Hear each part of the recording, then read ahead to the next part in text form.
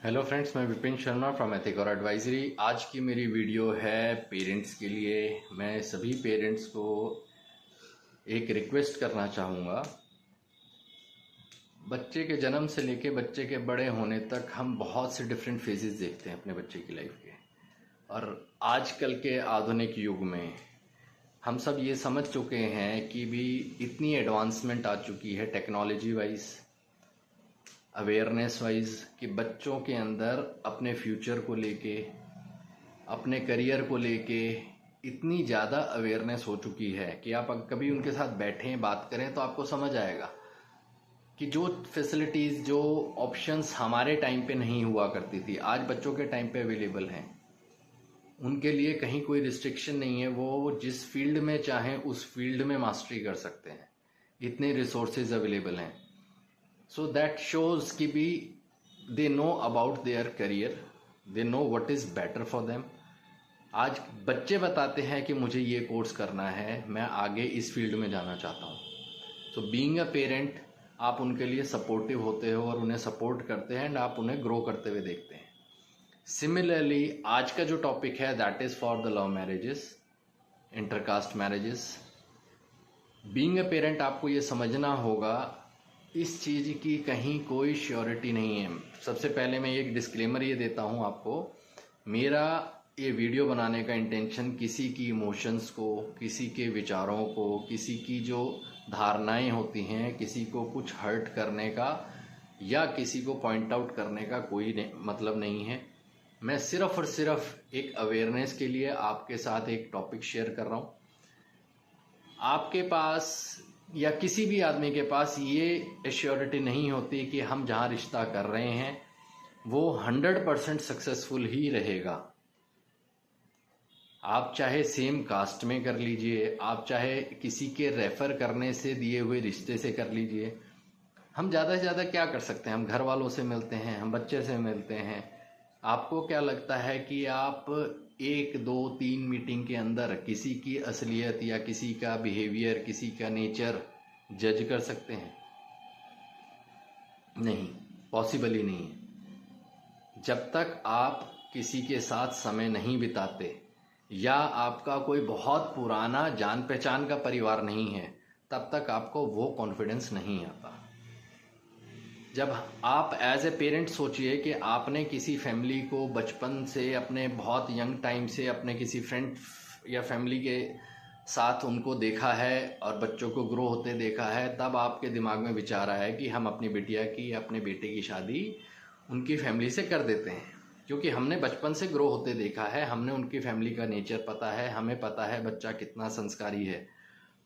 तो हम वो रिश्ता करने को तैयार हो जाते हैं, क्योंकि वो एक कॉन्फिडेंस आप में डेवलप कब होता है? जब आप उनके साथ जो टाइम स्पेन है उस टाइम स्पेन को देख के एनालाइज करते हैं। सिमिलरली आजकल के बच्चे, they are very intelligent, they are very smart.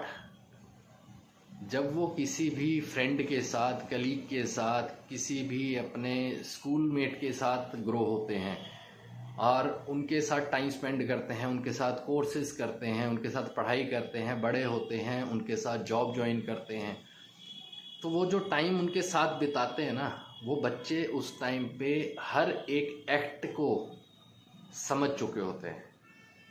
क्या सामने वाला जो उनका दोस्त है वो उनकी रिस्पेक्ट करता है?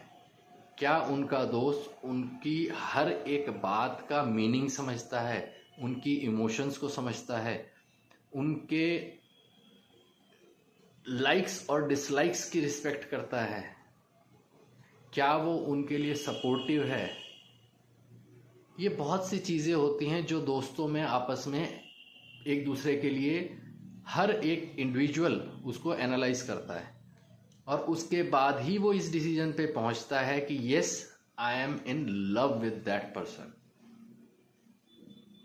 और जब ये सारी चीज़ों में आप, एक लड़का या लड़की अपने दूसरे दोस्त को इस तरह से इस चीज़ को समझ चुका होता है कि हाँ, ये मेरे लिए बेस्ट है, ये मेरे को समझता है, ये मेरे को प्यार देता है, ये मेरे को प्यार देती है, ये मेरी इज्जत करते हैं, ये मेरी इमोशंस की कदर करते हैं, ये मेरे लिए बहुत सिक्योरिटी, मेरे को, मैं अपने आप को सिक्योर फील करता हूँ या करती हूँ, तो उस मोमेंट पे आके वो जो ट्रस्ट बिल्ड होता है, वो ट्रस्ट उनको इस तरफ, इस मैरिज के डिसीजन की तरफ लेके जाता है। Yes, this is the right person. हमने इतना टाइम जो स्पेंड किया उसमें हमने अपनी कंपैटिबिलिटी देखी, और ये कंपैटिबिलिटी हमें एक अच्छी लाइफ देने के लिए सफिशिएंट है। तब वो बच्चे पेरेंट्स के पास आते हैं। और being a parent, instead of being adamant कि हम सुने ही ना या हम समझें ही ना, आप बैठ के बच्चे से बात करें, समझें। जिस बच्चे से आपका बच्चा शादी करना चाहता है, उस बच्चे का behaviour, nature, way of respect, career oriented approach, professional approach, etiquettes, ये सारी चीज़ें अगर आपका बच्चा आपको अपने आंसर के साथ सेटिस्फाई कर पाता है, तो there is no harm to go with that decision. आपको समझना चाहिए क्योंकि अरेंज मैरिजेस में 90% फैमिलीज़ को जब हम नहीं जानते हैं तो हम सिर्फ उनके बारे में पूछ सकते हैं, बट असलियत आपको नहीं पता होती है। और कुछ टाइम के बाद अगर वो चैलेंज निकल के आता है तो वो हमारे बच्चे के लिए बहुत बड़ा परेशानी का सबब बनता है। तो लव मैरिजेस में सपोर्ट करें। क्यों? क्योंकि बच्चे बहुत समझदार हैं। अगर उन्होंने किसी को चूज़ किया है तो दे मस्ट बी हैप्पी। वो उनके साथ ऑलरेडी अपनी कंपैटिबिलिटी चेक करने के बाद आपको अप्रोच कर रहे हैं, तो उनको सपोर्ट करें। एंड लव मैरिजेस में मुझे नहीं लगता कोई दोष है। अगर अरेंज मैरिजेस में झगड़े होते हैं, क्लैशेस होते हैं, तो लव मैरिज में भी होते हैं। ऐसा नहीं है लव मैरिजेस सारी ही सक्सेसफुल होती हैं, but most of the times जब आप किसी को जानते हो तो आप कंप्लेन करने के बजाय उन चीज़ों को करेक्ट करना और उन चीज़ों में स्टे करने के लिए एफर्ट्स डालते हो। Thank you so much. ये था आज का विचार।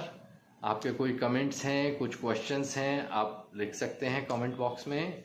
आई will definitely reply to your comments. Thank you so much. Take care of yourself. मिलते हैं नेक्स्ट वीडियो में। तब तक के लिए बाय बाय।